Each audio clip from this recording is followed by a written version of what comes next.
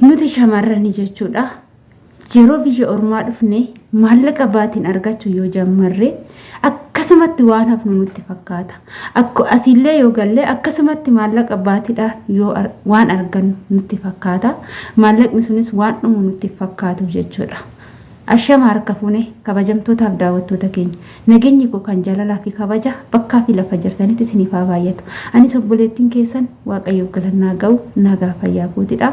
Isinis baga nagaa fayyaa nuuf taatan jecha mee viidiyoo tokko dhaggeeffannee walitti deebina. Mucayyoon suuraa isii asirratti argitan kun ganamarraa mana maakiitti seensisanii waa hanga tokko dubbachaa turte. Mucaan kun waggaa 4 ji'a torbamo ji'a 8 biyya Arabaa ture jechuudha Suudi Arabiyaa. Har'a garuu biyya keessatti birrii 3,700 qacaramtee hojjechaa jirti. Mana kiraayii keessa jiraatti. Daa'ima qabdi. Warri kaleessa dafqasii waggaa 4 ji'a meeqasiin hojjette harkaan latti godhee har'a namni takka isii biran jiru jechuudha. Rakkoo garin jirre dabarsu jirti. Carraan ijoollee durbaa hedduun keessatti kanu.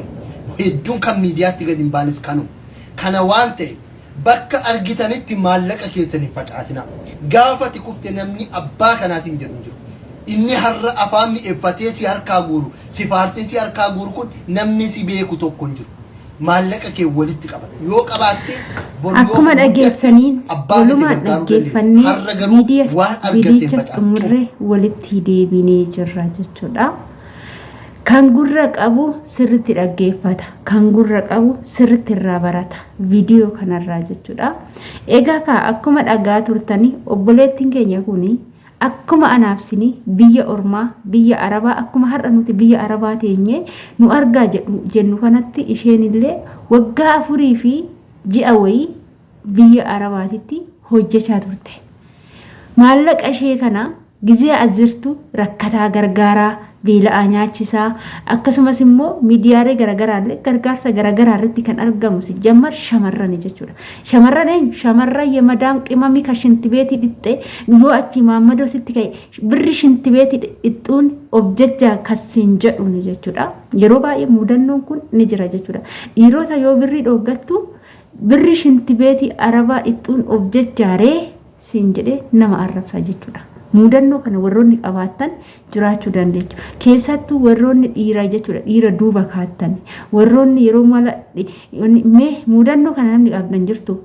Fakkeenyaaf amma nama tokko jechuudha ka abbaa manaa kee haa ta'u, hiriyyaa kee haa ta'u, jaalallee kee haa ta'u, abbaa fedhe haa ta'u, anna gaafa jiini ga'e birrii siifiin erga jettee waa'ee birriitti dubbatte galgala ganama oonlaayinii irra taa'ee sii dawwalaa bilbiluma kee ilaalaa sirrumatti yaala. Gizaatis hojii qabdu sagaluma sirratti qaxaqqaxaa jechuudha. Hojiidha akkan hojjenne bilbila kee biizii godhee bakka accanaannaqeetti makaraa godha jechuudha.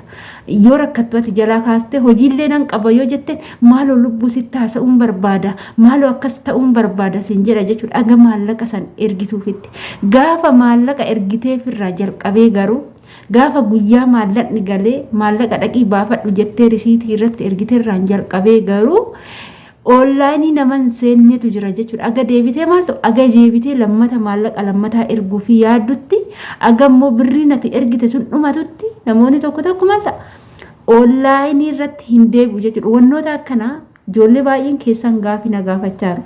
Gizee maallaqa jaalalleen koo jedhu jaalalleen koo yeroo baay'ee kan baay'atu abbaa manaan jedhani maal akka ta'e naaf hin galle jaalalleen koo gizee maallaqa erguu fi ta'u galgalaa ganama oonlaayinii irra taa'etu na eegaa maallaqa ergee fi yoon ka'e garuu aga deebi'ee maallaqa siin erga jedhuutitti nan haasofsiisu naan oodaa oonlaayinii irraa hin galu isin hoo muudannoo kana qabdu jedhani namoonni hedduun keessan na gaafatu. Ani garuu viidiyoo akkasii irratti hojjechaa jiru. Dirqama hojjechuun qaba jechuudha. Viidiyoo akkasii irratti illee sababbiin dirqama hojjechuu qabuuf maal yoo jettani chaanaaliin kun keessattuu kan banamee fi shamarran biyya Arabaa akka nama taatu akka of bartu akka mooyyuu ijjennoo godhattu jechuudha. Ijjennoo jechuun maal jechuudha beektu? Ijjennoo jechuun ofitti amantummaa jechuudha. Ofitti amante hirkattummaa namaan hirkadhee tanan nama sanitti maallaqa ergadhee tanan namni sun boru na fuudha namni sun boru abbaa manaa kiyya ta'a jettee dubartii qalbii lama godhaa jiraattu jechuudha. Maaliif jennaan shamarri jechuudha. Ijoolleen keenya tokkoffaa warroonni jaalalleedha jettanii jaalallee keessanitti maallaqa ergitanii nafuudha jettanii karoorsitan jechuudha. Dhiirri gattaa'ee too online irratti isin eegee ji'a maallaqa isinirraa guuru lubbootiyya wasxeetiyya habiibtii kiyya isiniin jedhu sinin fuudhu kana beekaa. Sinin fuudhu dhiirri akkasii.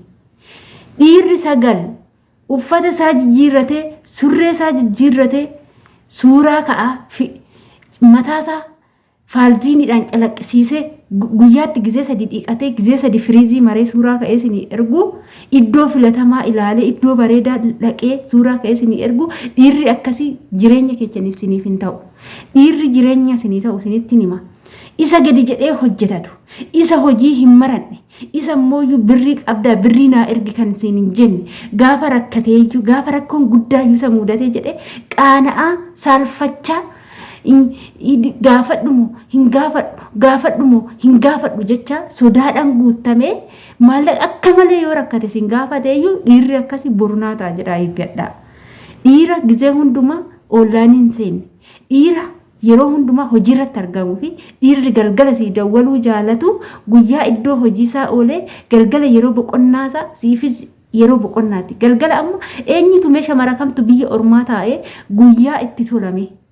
Guyyaa itti tola guyyaa nutti hin tolu galgalaayyuu dafee sa'aatii riba keenya sani malee galgalaayyuu nutti hin tolu aga sa'a halkan keessa aga sa'a 12 aga sa'a tokko ijoollee baay'ee ittiin tolu jechuudha. Maaliif jedhan bakka hojiin mana madaamii hin dhumatu waan ta'eef keessattuu ijoollee mana hojii daa'immanii hojjettan garuu dhiirri guyyaa qofa sii dawwalee galgala irriban na qabe nan dadhabe nan rafe sin jedhu galgala inni doom hojii biraarra bula jechuudha. Dhiirri akkasii siifin ta'u jechuudha jireenya keetiif. Shamarran keenya jechuudha. Shamarran keenya biyya ormaa yoo jiraattan boosettii ta'a bakka gara jabeettii ta'a. Biyya ormaa teechanii nama hin gargaarina. Biyya ormaa teechanii namaaf hin cinqamina.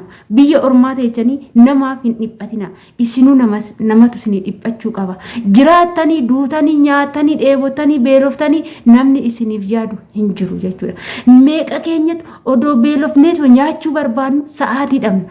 Odoo keessi keenya shaayii dhugnu godhu sa'aatii dhabna. Meeqatu shaayii daffisnee shaayii san xarabbeezarra godha hojii hojjechaa itti deebi'aa dhuga. Meeqatu sa'aatii qursii itti nyaannu dhabne amma nyaadha doo jennu sa'aatiin nurra darbee misaan ga'e misaan nurra darbee irbaanni ga'e meeqatu gaafa biyyaa baanu intala kiinoo qaamni guutuu furdoo bareeddu hadha garuu qaamni lafeetti nu ba'ee namummaa keessa baane intalli ebaluu biyya ormaa deemtetti huqqatee goggoddee dhufte nuun jedhu. In kan immoo qilleensuma oo'aa kan namni tokko qaamni nama tokko oo'as kan jaalatu indin jira kan akkanumatti furdatu jechuudha.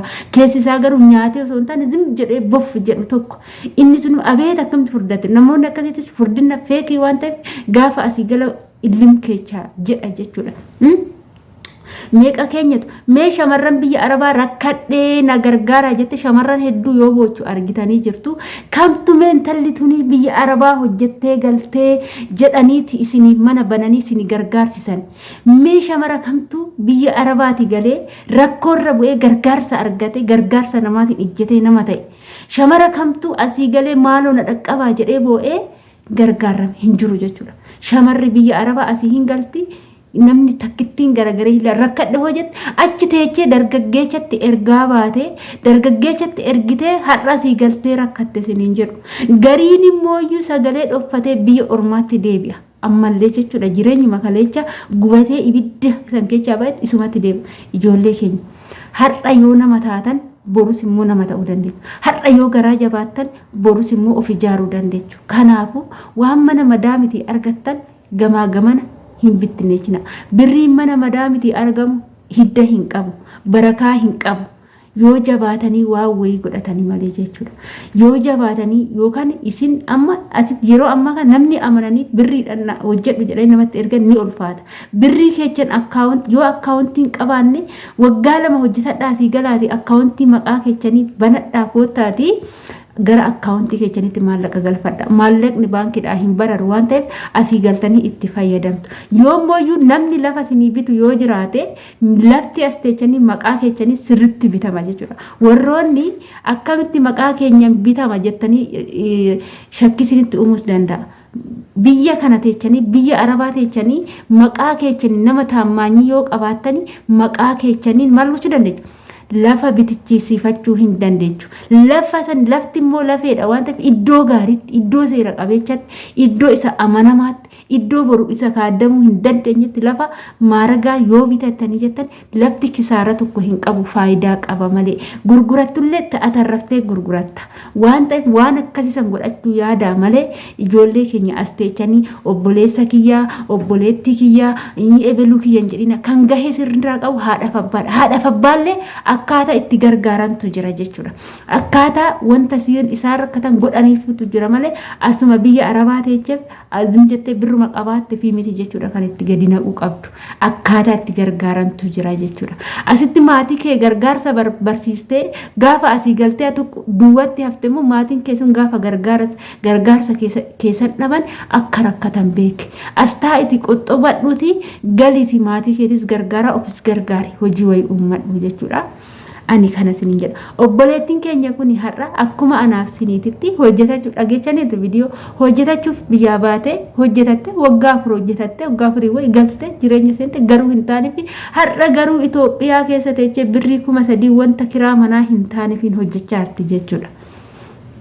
Kiraan manaa har'a birrii meeqa?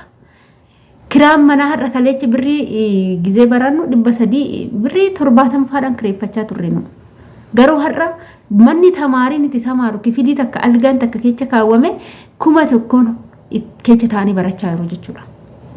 Kanaaf obboleewwan kiyya shamarrayye madaam qimamoojjen nama ta'uuf ofitti amanaa, nama ta'uuf maallaqa keechan, fira keechan, obboleecha keechan, abbaa keechan, waa hunda keechan, maallaqa keechan godhadhaati, maallaqa keechan as keechaa hin baasina. Boru galtanii nama ta'uu yoo barbaaddanis ni jedha. Jechoota kiyya keessatti odoo hin beekin wanna si mufachiise dubbachuu nan danda'a. Nama waan an ta'eef dogongorus kiyya sin oolu jechuudha. Obboloota koo yoon balleecha dhiifama badii kiyya immoo koomenti jalatti naa barreessaa anirraa hin deebi'a. Viidiyoo biraatiin hanga walitti deemtu immoo turtiin keechan turtii gaarii haa ta'u ani viidiyoo koo